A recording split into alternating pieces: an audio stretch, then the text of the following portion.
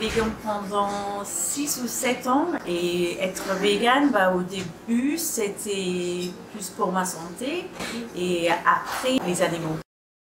Je suis venue en 2019, juste avant le premier confinement. Donc j'ai été chez moi pendant 2 ans et c'est mon premier boulot depuis ça. D'accord, effectivement, ça n'a pas dû être facile d'arriver à ce moment-là. Non.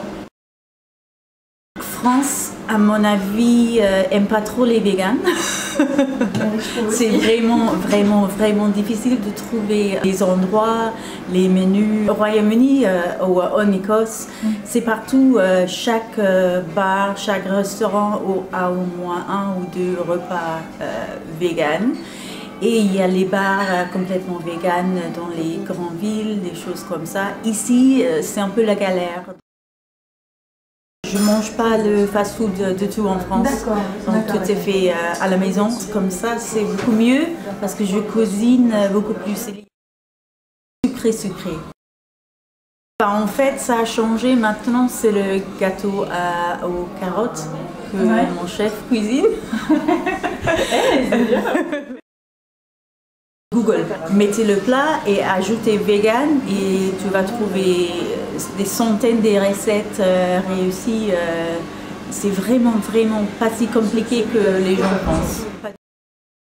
Moi je m'appelle Carmen, j'ai 26 ans et je suis végane depuis fin 2015. Après 6 mois, comme je disais que je suis revenue vers le végétarisme, du coup je ne suis pas encore végane mais j'aimerais bien tendre vers le véganisme par la suite.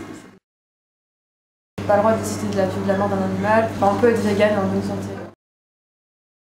Le fait de prendre conscience que je ne pouvais pas décider de la fin de vie d'un animal, à partir du moment où on se rend compte que c'est pas forcément nécessaire pour notre santé, pouvoir continuer à tuer, d'autant qu'écologiquement ça pose aussi d'énormes problèmes, l'élevage intensif. Moi j'adore les fast-food, vraiment j'adore tout ce qui est gras, sucré, salé. Donc moi j'adore les burgers, les pizzas, les pâtisseries aussi. Pareil, je suis quand même plutôt, on va dire que je suis une grosse bouffe un peu. Donc j'aime beaucoup tout ce qui est un peu gras et tout. Après ça m'arrive de me dire bon allez, on va manger un petit peu healthy aujourd'hui. Plutôt salé. Moi je suis plutôt sucrée mais malheureusement en France il y a encore peu d'endroits où vous trouvez des pâtisseries véganes et j'aime pas cuisiner. Et du coup la majorité du temps je me fais plaisir sur le salé.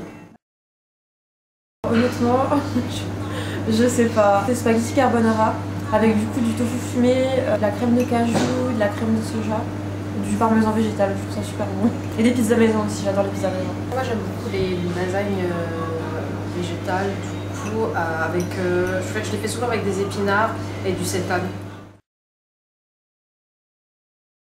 D'essayer, de ne pas hésiter à se renseigner. Il y a un truc avec les réseaux sociaux, il y a plein de groupes, par exemple des groupes Facebook très bienveillants avec juste des petites idées de recettes comme ça, pas chères. Sur YouTube pareil, on peut trouver plein d'idées de recettes pas chères.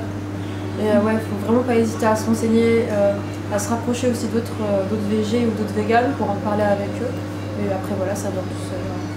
De ne pas avoir peur d'être entre guillemets juste végétarien au début. Ou même pesco-végétarien, pourquoi pas commencer comme ça et aller doucement.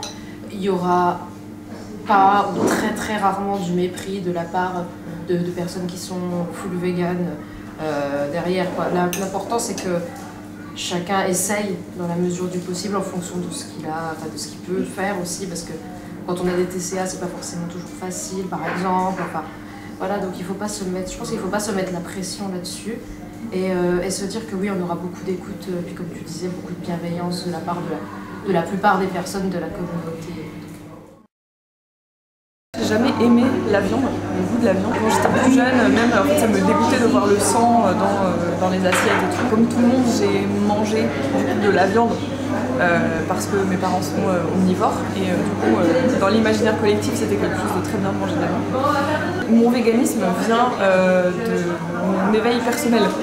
Et en m'intéressant à ce qui se passe autour de moi, en conscientisant ce qui se passe autour de moi, j'en suis arrivée à qu'est-ce que je mets dans mon corps. À partir du moment où quelque chose a souffert, ou alors que quelque chose a été fait avec pas une bonne intention, on va dire, ça laisse forcément des traces à l'intérieur de nous. Je suis entre les deux. Moi, de mon côté, j'ai tendance à me faire à manger plutôt healthy, mais par contre, quand je sors, c'est la grosse bouffe. foie gras. Salé. Ce que je fais à chaque fois, c'est tout simple. Moi, c'est des pâtes au pesto, donc ça n'a rien de très vegan en fait. À part que le pesto, effectivement, il y a du parmesan dedans, et donc du coup, j'achète du pesto vegan, mais en fait, pareil, c'est un pesto que j'achète en supermarché. Ouais, pâtes au pesto. C'est vraiment. C'est mon incontournable, c'est les pâtes au pesto. Ouais. Peu importe jusqu'où vous pouvez aller, si vous y arrivez, c'est déjà bien. Et c'est toujours juste, peu importe, si jamais je sais pas, vous mangez même de la viande une seule fois par semaine et que, en fait, juste vous posez pas d'étiquette. C'est plus ça le truc en fait. C'est les étiquettes. Vous bloquez pas, vous mettez pas dans des cases et dans des étiquettes qui vous enferment et qui vous freinent dans votre démarche de devenir vegan. Et c'est valable pour tout en fait, dans la vie. Mais pour le véganisme en fait, moi, pendant très longtemps, j'ai eu les critiques en fait de personnes quand par exemple de temps en temps je mangeais un bout de fromage alors que je disais que j'étais végane. Ils me disaient ah mais t'es pas végane alors? Si en fait, 99% du temps je ne mange pas de produits issus de l'exploitation animale. De temps en temps je mange un bout de fromage. Bon voilà, enfin à un moment il faut juste arrêter de se... Ça arrive à tout. Voilà, ouais c'est ça, c'est pas culpabiliser. À la base, quand je suis devenu végétarien, c'était juste pour l'environnement. Pas arrêter complètement, c'était vraiment réduire assez fortement. Et après, c'était des réflexions de collègues qui disaient « Ah, c'est pas possible, tu vas avoir des carences, etc. » Où je me suis dit je vais leur prouver que c'est faux et je me suis mis même à courir, à faire un 10 km, à arrêter complètement du coup du jour au lendemain la viande. Ils ont arrêté quand ils ont vu que je fais 10 km sans problème et que je suis en bonne santé. Depuis, j'ai eu aucune réflexion. Et après, vegan, c'est par éthique, parce que j'ai commencé à m'intéresser. À la base, je disais que j'aimais pas les animaux.